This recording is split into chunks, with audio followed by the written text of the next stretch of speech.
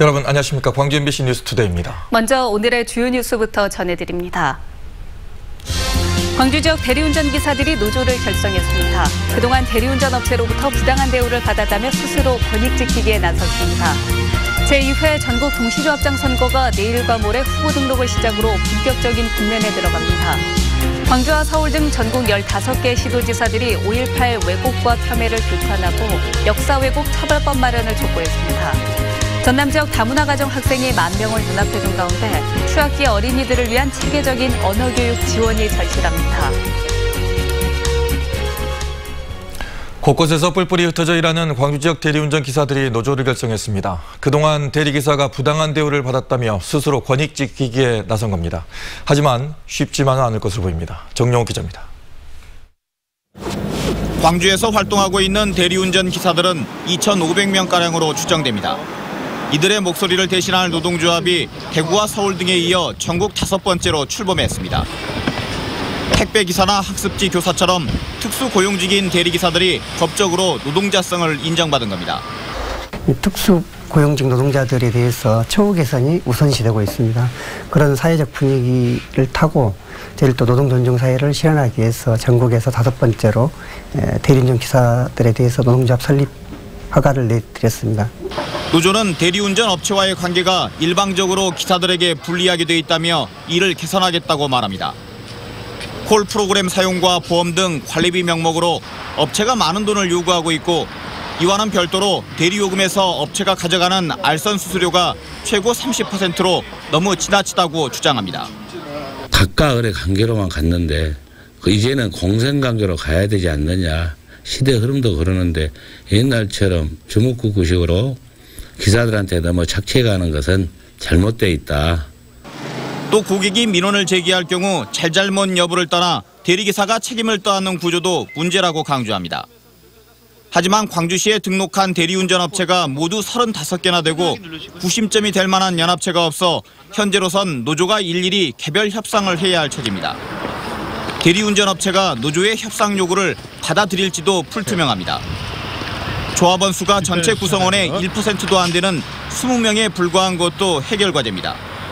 노조는 올해 안에 조합원을 200명까지 늘린다는 계획이지만 단일 사업장이 아니고 근로 조건도 제각각이어서 얼마만큼 확장성을 가질지는 미지수입니다. MBC 뉴스 정용욱입니다. 제2회 전국 동시조합장 선거가 후보 등록을 시작으로 본격적인 선거 국면에 들어갑니다. 광주와 전남 선거관리위원회에 따르면 내일부터 이틀 동안 선거 후보자 등록을 하고 오는 28일부터 선거 하루 전인 다음 달 12일까지 선거운동이 실시됩니다. 이번에는 광주 18곳, 전남 185곳에서 조합장 선거가 진행되는 가운데 이미 혼탁해진 선거판이 선거운동 시작과 함께 더 과열되지 않을까 우려되고 있습니다. 한전공대 실시협약 체결을 위한 논의가 이르면 이달 말에 시작될 것으로 보입니다. 한국전력과 전남도에 따르면 두 기관은 각각 TF를 꾸려 이르면 이번 주 중에 한전공대 이행 합의를 위한 첫 회의를 개최합니다. 이 자리에서는 한전공대의 재정과 인프라, 행정지원 방안 등이 구체적으로 논의될 예정입니다. 한전은 한전공대 착공 시기를 2020년 하반기로 잡고 올해 상반기까지 마스터 플랜을 마련한 한편 학교 법인 설립이나 부지 인허가 절차를 내년 2월 이전까지 마무리할 계획입니다. 지난 주말 성큼 다가온 봄 기온이 가득했죠. 오늘도 어제만큼이나 포근하겠습니다. 오늘 아침 광주의 기온은 1.6도로 평년 기온보다 2도가량 높겠고요. 한낮 기온은 15도 보이면서 평년 기온을 6도에서 7도가량 웃돌겠습니다. 날이 따뜻해지면서 점심시간을 활용한 산책 등 야외 활동 계획하시는 분들 많으실 텐데요. 나가실 때는 황사용 마스크를 필수로 착용하셔야겠습니다. 오늘도 광주, 전남 대부분 지역의 초미세먼지 농도 나쁨 수준을 보이고 있습니다. 벌써 닷새째 초미세먼지가 기승인데요. 다행히 내일부터는 대기 확산이 원활해지면서 미세먼지 농도 보통 수준을 회복하겠습니다. 현재 위성 영상 보시면 오늘 하늘은 대체로 맑겠는데요. 다만 서해안 지역을 중심으로는 안개가 짙게 끼겠습니다. 자세한 시정 현황 보시면 영광의 가시거리 70m로 시야가 매우 답답한 상황이고요. 나주와 목포도 가시거리가 채 1km가 되지 않습니다. 출근길 교통안전에 각별히 주의하셔야겠습니다. 날씨 정보였습니다. 광주 MBC는 3.1운동 100주년을 맞아 근로정신대 피해자들을 돕고 있는 일본의 양심들을 조명하고 있습니다. 전범기업 후지코시를 상대로 손해배상 싸움을 하고 있는 일본의 양심적 시민들은 재판이나 집회가 있기 전 윤봉길 의사 안매장지를 먼저 찾아갑니다. 부끄럽지 않은 역사를 쓰겠다는 결의를 다지기 위해서입니다. 송정근 기자입니다. 일본 군인들의 묘지가 즐비한 공동묘지 모퉁이에 작은 비석이 하나 서 있습니다. 1932년 4월 상하이 홍코우 공원에서 열린 일왕의 생일날 행사장에 폭탄을 던져 일본 상하이 파견군 대장 등을 즉사시킨 윤봉길 의사의 안매장지입니다. 거사 당시 현장에서 체포된 윤봉길 의사는 상해에서 사형 선고를 받은 뒤 이곳 일본 가나자와로 끌려와 총살됐고 그 이후에는 쓰레기를 태우는 것 아래에 아무렇게나 묻혔습니다. 해방 후 백범 김구 선생의 지시로 제1동포 등 50여 명이 안매장지 수색에 박차를 가했고 14년 만에 유해 발굴이 이루어졌습니다. 김구 선생께서 해방 후에 한국에 돌아오셔서 맨 처음에 하시는 일이 일본에서 희생된 이봉창, 백종기, 윤봉길 이사의 유호를 방황을 갖다가 이제 찾는 일을 맨 자수를 했어요. 이 안매장지를 후지코시 근로정신대 피해자를 돕는 나카가와 사무국장이 찾았습니다. 며칠 뒤에 있을 후지코시 정문앞 집회를 앞두고 결의를 다지기 위해서입니다. 1992년 일본에서 시작한 1차 소송 때부터 후지코시 근로정신대 할머니와 관련된 재판과 집회가 열릴 때마다 이곳을 찾습니다. 전범기업을 상대로 한 이 싸움이 근로정신대 피해자들에게는 제2의 독립운동이고 자신들에게는 양심을 되찾는 일이라고 여기기 때문입니다. もう一回同じようなことを繰り返そうとしているということに対してやはり絶対それは繰り返してはならないっていう決意を原告のおばあさんたちから学んで一緒に戦っていきたいってそういうふうに思ってここに何度も来てます. 독립을 위해 몸을 바친 윤봉길 의사가 처참히 묻힌 슬픔의 역사 장소에서 일본 양심 세력들은 부끄럽지 않은 역사를 쓰겠다고 다짐합니다. MBC 뉴스 송정근입니다. 광주시가 3.1운동과 임시정부 수립 100주년을 맞아 세계 분야 12개 기념사업을 추진합니다. 대한민국의 지난 100년을 성찰하고 미래 100년을 설계하기 위해 마련된 이번 기념사업에는 광주 독립운동 사적지 표적 설치와 광주 친일잔재 전수조사, 그리고 505 보안부대 5.18 사적지 원형 보전 등이 포함됐습니다. 또 올해 3.1절 기념식은 기존의 실내에서 진행했던 것과는 달리 100주년이라는 의미를 살려서 민주, 인권, 평화의 공간인 5.18 민주광장에서 진행합니다. 전국 15개 시도지사들이 5.18 왜곡과 폄훼를 규탄했습니다. 이용석 광주시장과 박원순 서울시장 등은 어제 국회 정론관에서 발표한 공동입장문을 통해 5.18에 대한 폄훼나 왜곡은 대한민국의 법과 민주주의를 부정하는 행위라며 5.18에 대한 망언, 망동에 대해서 국민의 이름으로 규탄한다고 강조했습니다. 또 정치적 목적을 위해서 5.18의 역사적 사실을 부정하거나 왜곡하는 행위를 배격하고 5.18 역사 왜곡 처벌 특별법 제정을 촉구한다고 덧붙였습니다.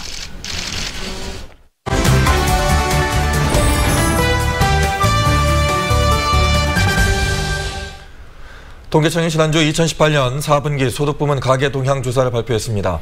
지난해 저소득층의 가계 소득은 전년보다 크게 감소하고 고소득자와의 격차는 더 커진 것으로 나타나는데요. 네, 왜 이런 현상이 나타나는 건지 오승용 시사평론가와 자세한 이야기 나눠보겠습니다. 안녕하십니까? 네, 안녕하십니까? 네, 결론을 보면 이제 부익부 빈익빈 현상이 좀 심화됐다 이렇게 볼 수가 있는데 구체적으로 어떻게 나온 건지 알려주시죠. 네, 2월 21일 통계청에서 발표한 자료입니다. 2018년도 4분기 가계 동향 조사 소득 5분위별 소득 동향인데요. 자료를 보면 소득 1분위, 그러니까 하위 20%의 월평균 소득이 전년 동기 대비 17.7%포인트 감소했고요.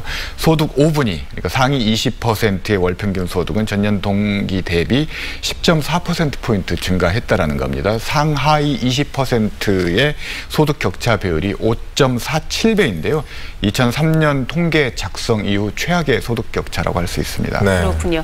그런데 정부 정부는 이번 통계 결과가 사회 구조적인 요인이 컸고 또 2017년 4분기 이 소득 여건이 상대적으로 좋았다. 이렇게 이야기를 하고 있습니다. 여기에 대해서 어떻게 보십니까? 자료를 보면 꼭 그렇지는 않은 것 같습니다. 통계청 발표 자료 중에 가구당 월 평균 가계 수지 조사가 있는데요. 운수, 숙박, 음식업이나 자영업자, 소상공인이 주로 포진한 업종의 사업 소득이 161만 원으로 집계가 됐는데요. 이는 지난해 4분기보다도 무려 6.8%포인트가 감소한 수치고요.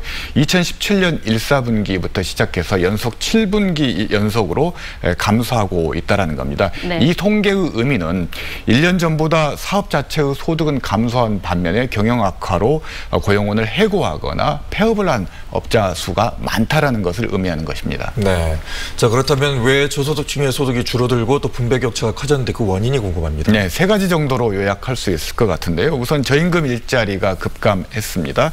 가구당 취업자 수를 보니까요. 1분위는 0.83명에서 0.69명으로 16.9%포인트가 줄었고요. 2분위는 1.31명에서 1.21명으로 7.6%포인트가 줄었습니다. 반면에 5분위는 2.00명에서 2.07명으로 3.5%포인트가 늘어났습니다.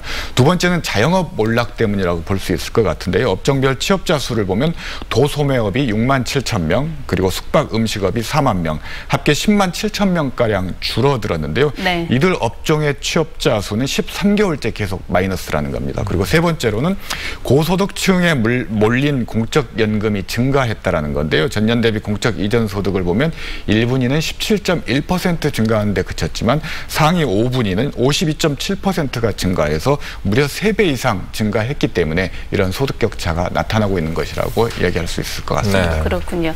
그러면 이번 통계 조사 이후에 문재인 정부의 이 소득 주도 성장 이와 관련돼서 이 도마 위에 올랐습니다. 여기에 대해서 어떻게 보십니까? 민주당의 경제 공부 모임인 경국지모에서 김수현 정책실장이 한 발언에 좀 주목할 필요가 있을 것 같은데요. 이 자리에서 오재세 의원이나 최은열 의원 등의 민주당 의원들이 이런 발언을 했습니다. 최저임금이 올랐는데 오히려 1분위의 소득은 줄어들고 5분위가 늘어났다라는 것은 양극화가 심화되고 최저임금 인상이 잘못된 거 아니냐, 좀 네. 조정해야 되는 거 아니냐라는 그런 발언을 했습니다. 이에 대해서 김수현 정책실장이 어떤 발언을 했냐면 최저임금 인상의 역설에 대해서 이야기를 하면서요. 시장 기대와 달랐던 부분은 보완하겠다. 그리고 최저임금 결정 구조를 이원화하는 것에 대해서 2020년 최저임금 결정 때부터 검토하겠다고 발언을 했다는 겁니다. 이 부분은 향후 문재인 정부의 소득주도 성장에 대한 어떤 수정 가능성을 시사했다라는 점에서 좀 주목할 필요가 있을 것 같습니다. 네, 이제 소득 격차를 좀 줄여야 될 것 같은데 한편에서는 저소득층 지원해야 된다고 하고 아니다, 뭐 SOC나 민간 투자를 좀 더 늘려야 된다 이렇게 말들을 하고 있는데 어떻게 보십니까? 두 대안 모두 소득 불평등의 원인은 그대로 두고 세금을 사용해서 결과만 땜질식의 처방을 하는 그런 대안이라고 할 수 있을 것 같은데요. 앞서 말씀드렸듯이 소득 양극화의 직접적인 원인은 저임금 일자리가 급감한 거고 자영업이 몰락했기 때문이라는 건데요. 이것은 결국 최저임금 정책 인상이 영향을 미쳤다라는 평가가 중론이라는 것을 반증하는 것이고요.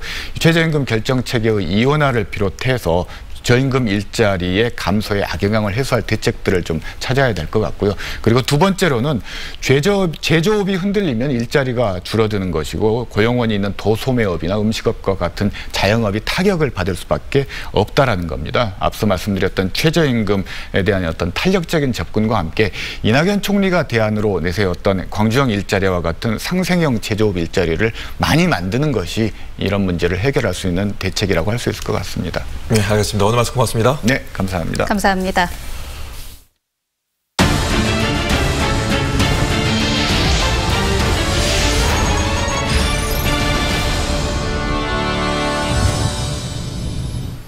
광주시법은 음란 동영상 수천 개를 인터넷에 올린 혐의로 기소된 39살 A씨에 대해서 벌금 500만 원을 선고했습니다. A씨는 지난해 4월 중순부터 8월 하순까지 모 인터넷 사이트에 접속해 4천여 개의 음란 동영상을 올린 혐의로 기소돼 재판에 넘겨졌습니다. 119 구급대원을 폭행한 가해자는 10명 중 9명이 음주 상태인 것으로 나타났습니다. 광주시 소방안전본부에 따르면 지난 2013년부터 지난해까지 6년 동안 119 구급대원을 폭행한 가해자 22명 가운데 91%인 20명이 음주 상태였던 것으로 확인됐습니다. 또 지난해 119 구급활동 데이터를 분석한 결과 구급활동 장애 요인 3,800여 건 가운데 20.4%가 음주자의 구급대원 괴롭힘으로 집계됐습니다.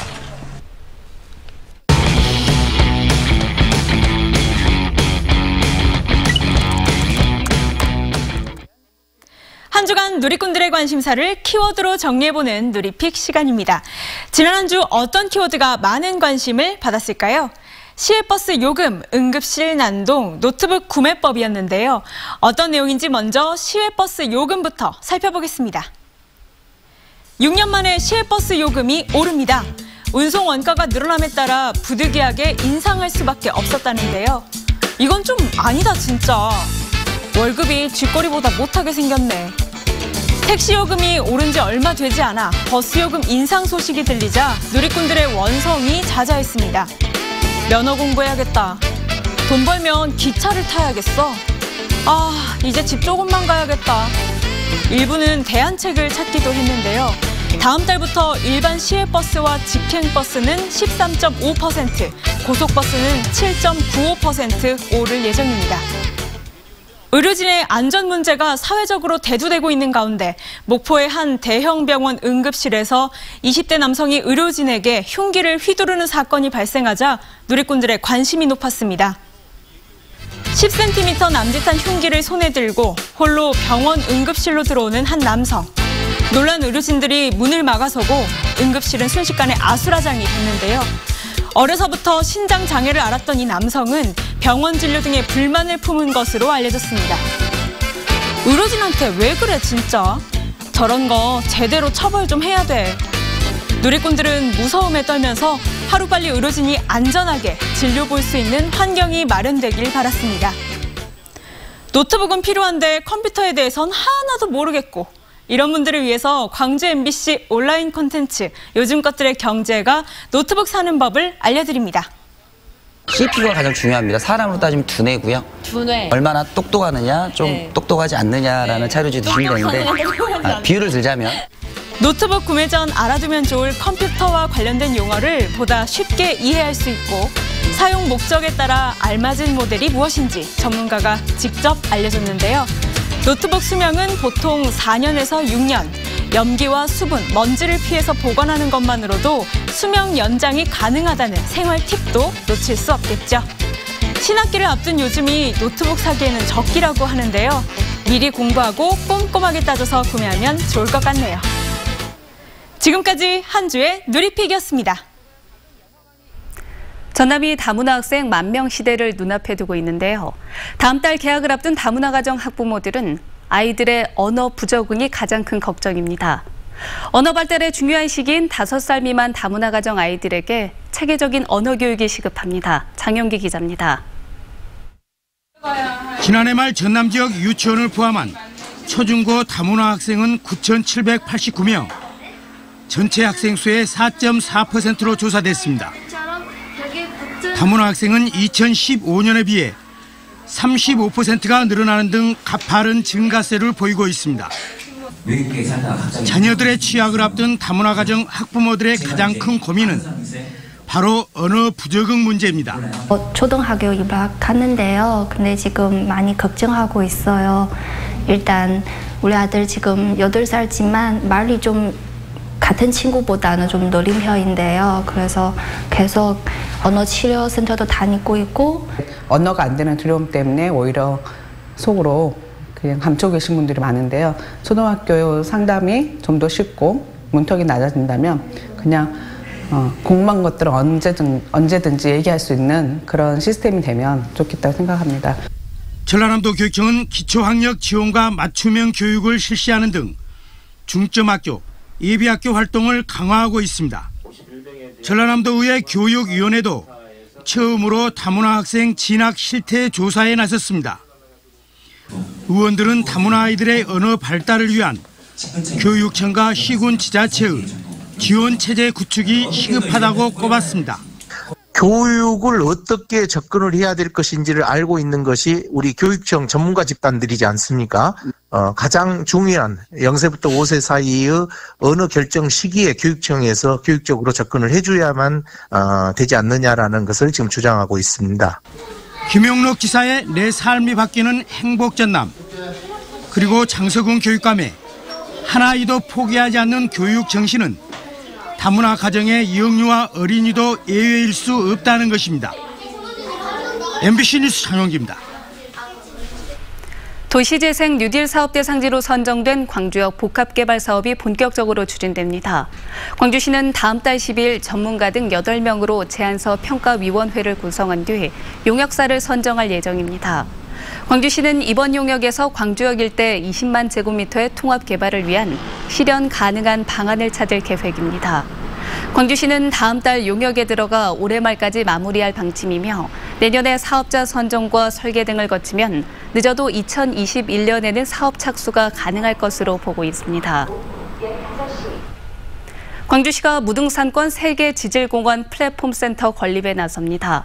무등산권 세계지질공원 플랫폼센터는 총 사업비 450억 원을 투입해 지질문화 복합전시관, 세계지질공원 전자도서관, 그리고 지질체험장 등을 조성하는 내용으로 진행됩니다.